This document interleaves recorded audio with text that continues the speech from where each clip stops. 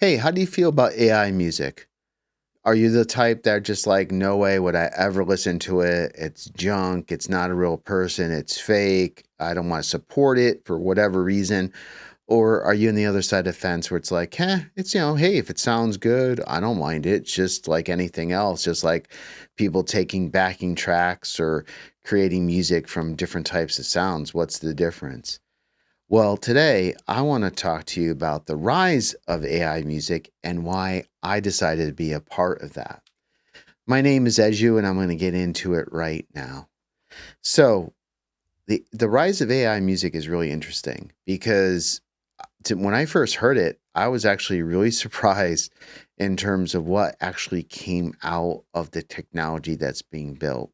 It's really quite amazing. And what the first thing that really kind of drew me in was the quality and how much it saved on time and money. And let me explain to you about the time and money aspect. So, back in the old days, if you want to record a simple even demo track for your band or come up with ideas, okay, you have to write the lyrics and all that. But then you would have to, at the very least, record a guitar track or a bass track. You'd have to piano something. You'd have to take time. Now, if you want to create a really good demo, like what I used to do back then, is take a drum machine, then add a guitar track, then add a bass track, try to do a little keyboard to build something that sounds like this.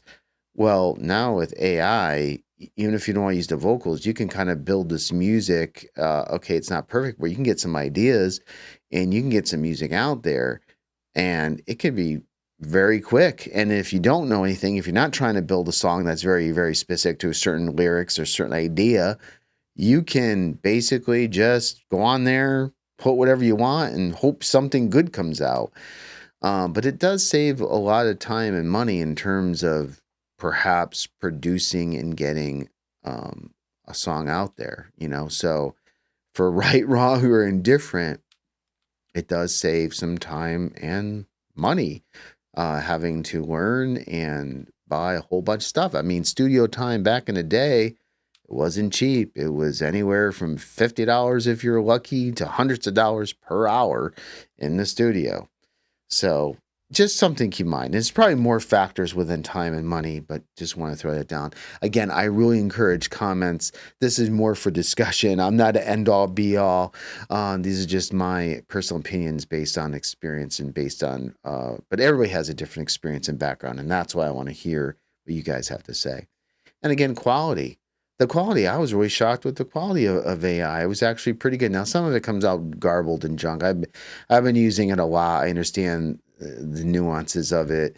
I'm also into technology for my day job. So I do IT, so I understand that part of it as well. I use AI in many different ways. But anyhow, the quality is actually pretty good. I would defy to say, in all seriousness, somebody who has an honest ear, if I were to take one of the tracks that I have and play it and just say that it was a friend of mine who recorded or sang the song or did the hip hop on it, they wouldn't say, oh, that's AI. It's gotten to that point where the quality is really, really that good. So you can get on there and you can find the voice that you want. You can uh, keep prompting until you get what you're really looking for. But as far as radio quality, I think it's there. You can do waves and get good file formats and things like that. And you can create the stems if you want to do your own mixing. So yeah, the quality is really good. So I think the rise has come from obviously the technology standpoint. The technology has gotten that good where it saves time, money, and it's good quality. And the cost. I should go back to the cost part. The cost for these tools are like maybe $100 a year, maybe a little bit more, a little bit less. I mean, it's not breaking the bank. I know it's getting in. There's a whole copyright. That's a whole other show. I won't get into that whole thing. But another like positive that comes from using AI technology for songs is, let's face it, you don't have AI, excuse me, you don't have artist conflicts, right?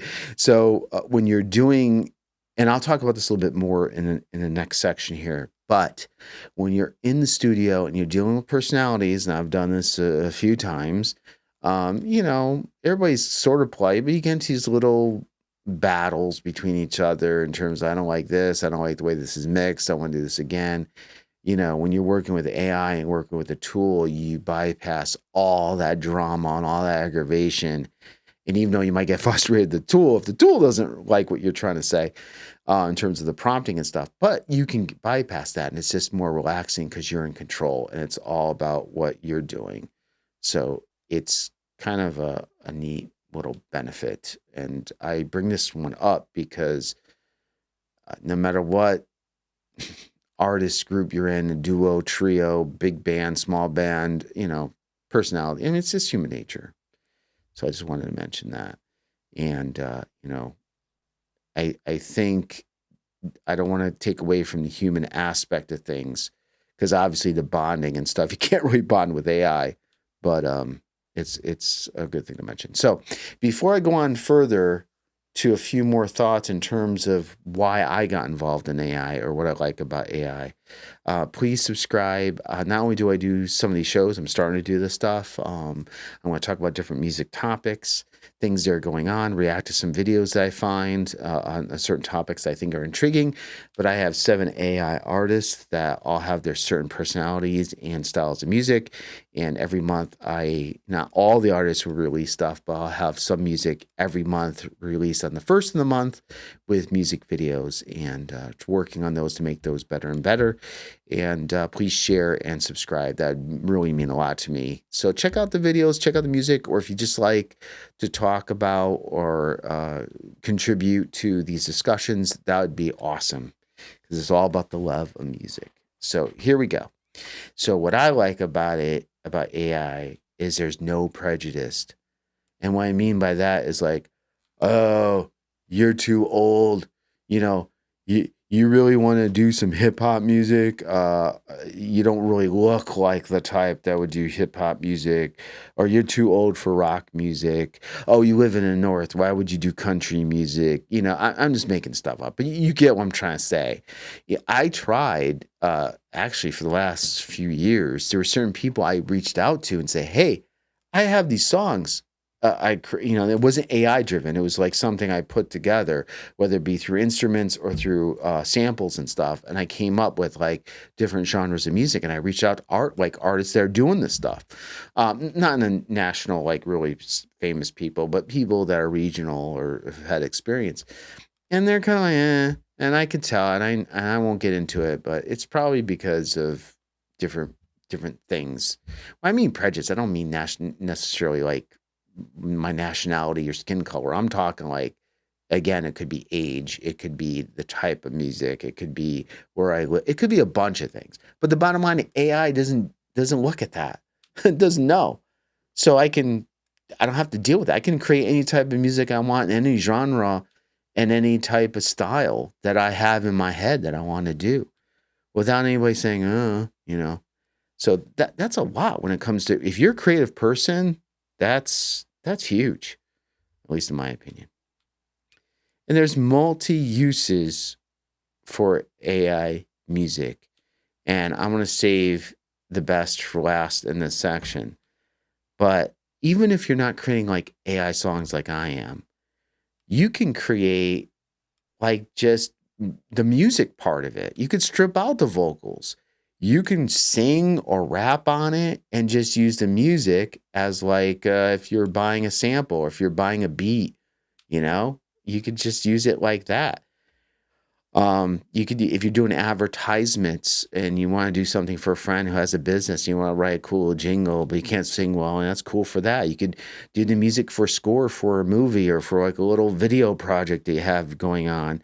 There's a lot of uses for this, but one usage that is really close to my heart, it's a true story that is really kind of cool that I want to share, is that I was in a band way back in cassette days, and 2 of the members of the band passed away within 4 months, not too long ago. Really sad, the bass player and the singer. And we talked about either doing a reunion or recreating some of the songs, because they're on cassette and we didn't have a digital format, and they came out kind of crappy because we tried to transfer it over, but you do it with a cassette player. It just didn't sound right. So make a long story short, they passed away. We were unable to do that. But what I was able to do was take the cassette recording, even though it was rough, put it into AI. And even though it's not going to copy it like for like specifically, which we didn't really want to do, and because our vocalist passed away, I could use AI vocalists. And what it did, it still maintained the integrity of the song, meaning well, the structures were a little different, but the melody, the feel of it, and more importantly, the way it was sung was pretty true to the original. In other words, I was able to take a whole album for cassette and revitalize it and make it into something new. And it became a tribute to the members that have fallen in those 4 months and released it out there.